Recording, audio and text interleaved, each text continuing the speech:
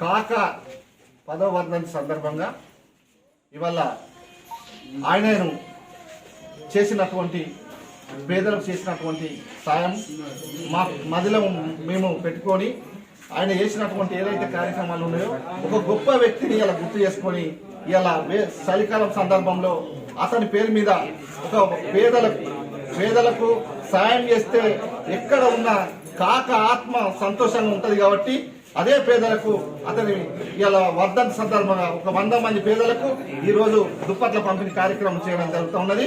కాబట్టి మేము ఎప్పుడు కూడా ఆయన కుటుంబం కానీ ఆయన వారసులు కానీ వాళ్ళ బాటలో నడుస్తామని చెప్పి ప్రమాణం చేసి చెప్తా ఉన్నాం. ప్రతి విషయంలో ముందుండి ఫైట్ చేసి కొట్లాడుతున్న ఒక గొప్ప యువ కిరటం గడ్డం వంశీకృష్ణ గారు అని చెప్పి సందర్భంగా తెలియజేసుకుంటాను.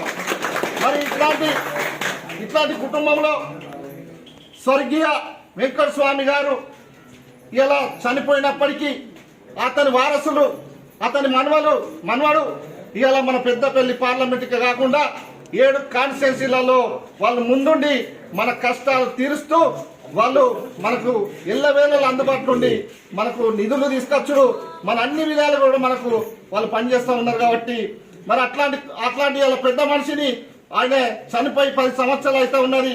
ఈ 10 సంవత్సరాల సందర్భంగా ఇలా ఆయన వర్ధంతిని పెద్ద ఎత్తున ఆయన అభిమానులు కార్యకర్తలు కాంగ్రెస్ పార్టీ నాయకులు అందరి సమక్షంలో ఇలా ఘనంగా జరుపుకోవడం జరిగింది.